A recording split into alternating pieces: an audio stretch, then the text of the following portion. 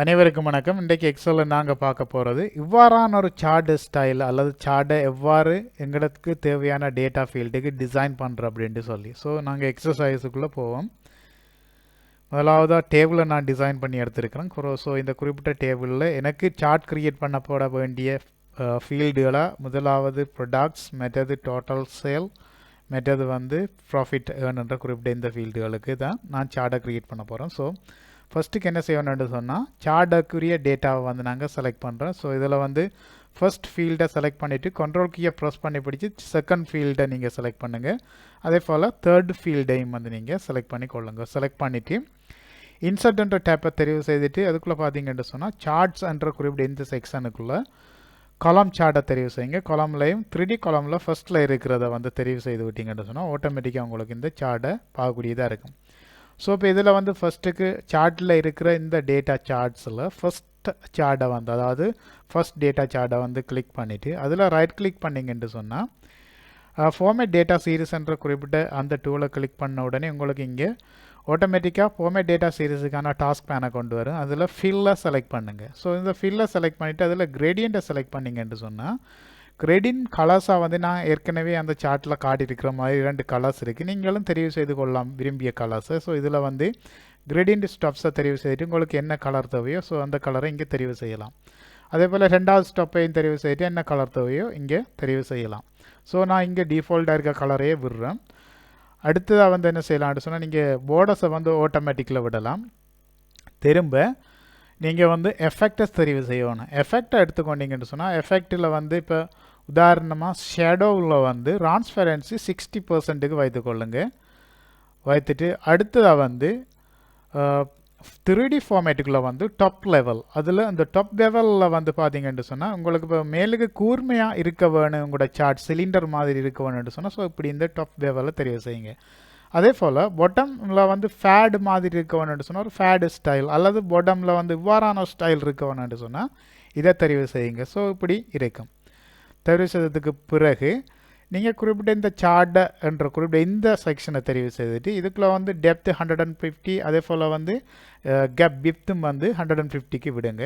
அடுத்ததாக உங்களோட ஸ்டைல் நீங்கள் சிலிண்டர் ஸ்டைலை தெரிவு செய்ய தேவையில்லை, ஏற்கனவே சிலிண்டர் ஸ்டைலில் தான் நாங்கள் சார்ட்டை கொண்டு வந்திருக்கிறோம். ஸோ இதை முடித்ததுக்கு பிறகு நீங்கள் என்ன செய்யலாம்னு சொன்னால் குறிப்பிட்ட அடுத்தது உங்களோட இந்த சார்ட்டுக்கான கிரீட் லைன்ஸ். ஸோ இதில் சார்ட்டில் ரைட் கிளிக் பண்ணிவிட்டு அதில் பார்த்தீங்கன்னு சொன்னால் கிரீட் லைன்ஸ். ஸோ கிரீட் லைன்ஸை தெரிவு செய்தீங்கன்னு சொன்னால் இங்கே ஆட்டோமேட்டிக்காக உங்களுக்கு கிரீட் லைன்ஸை தரும். ஸோ இதில் கிரீட் லைன்ஸில் சாலிட் லைன்ன்றதை தெரிவு செய்துட்டிங்கன்னா ஆட்டோமேட்டிக்காக உங்களுக்கு இங்கே என்ன கலர் இருக்குதோ ரெட் செலக்டில் இருக்குமாண்டா இங்கே ரெட்டை உங்களுக்கு கொண்டு தரும். ஸோ அப்போ உங்களுக்கு இங்கே ஆட்டோமேட்டிக்காக பார்த்துக்கொள்ளக்கூடியதாக இருக்குது. இந்த லைன்ஸ் உங்களோட சார்ட்டில் பார்க்கக்கூடியதாக இருக்குது. அடுத்ததாக அடுத்த சார்ட்டுக்கான ஸ்டைல். ஸோ அடுத்த சார்ட்டை நீங்கள் தெரிவு செய்துட்டு அதுக்கும் திரும்ப நீங்கள் சீரீஸை ரைட் கிளிக் பண்ணி சீரீஸை தெரிவு செய்யணும்னு சொல்லல நீங்கள் சீரீஸை தெரிவு செய்தீங்கன்னு சொன்னால் ஈஸியாக இருக்கும் உங்களுக்கு இப்போ டேட்டாவை இங்கே நீங்கள் செட் பண்ணி கொள்றதுக்கு. ஸோ இதில் ஃபஸ்ட்டுக்கு ஃபார்மேட்டாக தெரிவு செய்யுங்க, அதாவது ஃபில்லை தெரிவு செய்துட்டு கிரேடியண்ட்டை தெரிவு செய்யுங்க. இதுக்கு டிஃப்ரெண்ட் கலரை தெரிவு செய்யலாம். இப்போ உதாரணமாக ஃபஸ்ட்டு ஸ்டாப்பில் இதில் நீங்கள் ஸ்டாப்ஸுகளை ஆட் பண்ணலாம், தேவையில்லைண்டா டிலீட் பண்ணியும் கொள்ளலாம். ஸோ இதில் ஃபர்ஸ்ட் ஸ்டாப்பில் டிஃப்ரெண்டான ஒரு கலர், உதாரணத்துக்கு க்ரீன் எடுத்துட்டு மற்றது ப்ளூவுக்கு பதிலாக நாங்கள் இன்னும் ஒரு கலர்ஸை தெரிவு செய்வோம். உதாரணமாக லைட் ஜெலோவை அல்லது குறிப்பிட்ட இந்த கலரை நாங்கள் தெரிவு செய்கிறோம். ஸோ இப்படி தெரிவு செய்து எடுத்துகிட்டு அடுத்த எஃபெக்டை நீங்கள் தெரிவு செய்யலாம். எஃபெக்டுக்குள்ளே 3D ஸ்டைலில் உங்களுக்கு இப்போ சேம் ஸ்டைல்லே அந்த அடுத்த சார்ட்டும் இருக்க வேணும்னு சொன்னால் சேம் ஸ்டைலே நீங்கள் தெரிவு செய்யலாம். ஸோ தெரிவு செய்துட்டு ஸோ இப்போ பார்த்தீங்கன்னு சொன்னால் உங்களோட சார்ட் இப்படி க்ரியேட் பண்ணப்பட்டுட்டு. ஸோ இதில் அடுத்ததாக இதில் டிரான்ஸ்பரன்சியையும் நீங்கள் செட் பண்ணிக்கொள்ளலாம். உங்களுக்கு லைன் தெரிய வேணும் அப்படின்ட்டு சொன்னால் இதுக்கு டிரான்ஸ்பரன்சியை 60%க்கு நீங்கள் இதில் செட் பண்ணிக்கொள்ளுங்க. ஸோ செட் பண்ணிங்கன்னு சொன்னால் ஆட்டோமேட்டிக்காக உங்களுக்கு டிரான்ஸ்பரன்சி அதாவது லைன் உங்களோட சார்ட்டில் தெரியும்.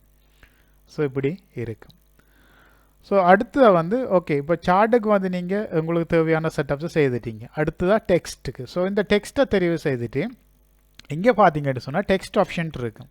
ஸோ இந்த டெக்ஸ்ட் ஆப்ஷனில் வந்து கிரேடியன்ட் கலரை வந்து தெரிவு செய்தீங்கன்னு சொன்னால் உங்களுக்கு இங்கே டெக்ஸ்ட் ஃபில்லில் கிரேடியண்ட்டை தெரிவு செய்ய வேணாம், நோ ஃபில்லை தெரிவு செய்து அவுட்லைனில் கிரேடியண்ட்டை தெரிவு செய்து இந்த அவுட்லைனில் உங்களுக்கு என்ன கலர் தேவையோ ஸோ அந்த கலரை கொடுங்க. இதில் இப்போ நிறைய டேக் தேவையில்லைன்னு சொன்னால் இதை டிலீட் பண்ணலாம் நீங்கள்.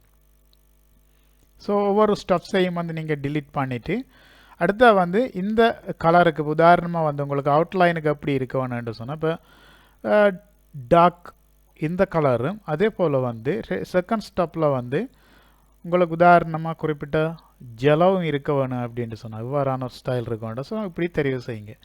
தெரிவு செய்தீங்கன்னு சொன்னால் உங்களோட லேபிளும் வந்து இவ்வாறு வந்துடும். அடுத்து நாங்கள் பார்க்க போகிறது வந்து குறிப்பிட்ட இந்த ஆக்ஸுக்கான செட்டப். ஸோ இதை வந்து நாங்கள் செய்ய வேணும்னு சொன்னால் ஃபஸ்ட்டு குறிப்பிட்ட அந்த செக்ஷனை செலக்ட் பண்ணிவிட்டு திரும்ப நீங்கள் என்ன செய்யலாம்னு சொன்னால் இங்கே குறிப்பிட்ட ஆக்ஸுண்ட செட்டப்ஸுக்குள்ளே அதாவது இந்த டாஸ்க் மேனில் பார்த்தீங்கன்னு சொன்னால் கலராக சூஸ் பண்ணலாம். ஃபஸ்ட்டுக்கு ஃபில்லில் வந்து கிரேடியண்ட்டை தெரிவு செய்தீங்கன்னு சொன்னால் ஆட்டோமேட்டிக்காக உங்களுக்கு பார்த்துக்கொள்ளக்கூடியதாக இருக்கும். குறிப்பிட்ட இந்த கலர்ஸ் இருக்கும். ஸோ இவ்வாறான கலர்ஸை வந்து நீங்கள் மாற்ற வேணும்னு சொன்னால் இதில் வந்து நீங்கள் மாற்றலாம். ஃபஸ்ட்டுக்கு ப்ரீசெட் கிரேடியன்ஸையும் வந்து நீங்கள் வந்து சூஸ் பண்ணலாம் உங்களுக்கு விருப்பம்னு சொன்னால். ஸோ இவ்வாறான ஒரு ப்ரீசெட் வந்து விருப்பம்னு சொன்னால் அதை இங்கே சூஸ் பண்ணி பார்க்கலாம். இப்போ உதாரணமாக டிஃப்ரெண்ட் ஸ்டைல்ஸில் இருக்க வேணும் என்று சொன்னால் ஸோ இந்த ஸ்டைல்னு சொன்னால் இப்படி நீங்கள் சூஸ் பண்ணலாம். ஸோ இப்படி சூஸ் பண்ணிவிட்டு உங்களுக்கு தேவையான செட்டப்ஸ் இப்போ டைட்டிலையும் வந்து நீங்கள் சேஞ்ச் பண்ண போகிறீங்க. டேட்டான்னு சொன்னால் இப்போ டேட்டா சார்ட்டாண்டா டேட்டா சார்ட் அப்படி இல்லை டேட்டான்னு சொன்னால் டேட்டாண்டு வைத்துட்டு உங்களுக்கு தேவையான செட்டப்ஸுகளை இங்கே முடித்து கொள்ளலாம். ஸோ இப்படி உங்களுக்கு தேவையான செட்டப்ஸை முடிச்சுட்டு ஓகே இதில் வந்து உங்களுக்கு குறிப்பிட்ட ஒரு டேட்டாவுக்கு மாத்திரம்தான் சார்ட் உங்களுக்கு தேவைன்னு சொன்னால் நீங்கள் என்ன செய்யணும்னு சொன்னால் இப்போ அடுத்த டேட்டா தேவையில்லை. உதாரணத்துக்கு இந்த டோட்டல் சேல்ஸ்ன்ற டேட்டா உங்களுக்கு தேவையில்லை சார்ட்டில். உங்களுக்கு எது மட்டும் தேவைன்னு சொன்னால் ப்ராஃபிட்ஸ் ஏர்ன் மட்டும்தான் தேவைன்னு சொன்னால் குறிப்பிட்ட இந்த டேட்டாவை அல்லது அந்த சார்ட்டை செலக்ட் பண்ணிவிட்டு கீபோர்டில் டிலீட் கீயை ப்ரெஸ் பண்ணி விட்டிங்கன்னா ஆட்டோமேட்டிக்காக உங்களுக்கு இங்கே பார்த்துக்கொள்ளக்கூடியதாக இருக்கும். ஒரு டேட்டாவுக்கான சார்ட்டை மாத்திரம் நீங்கள் வைத்துக்கொள்ளக்கூடியதாகவும் இருக்கும்.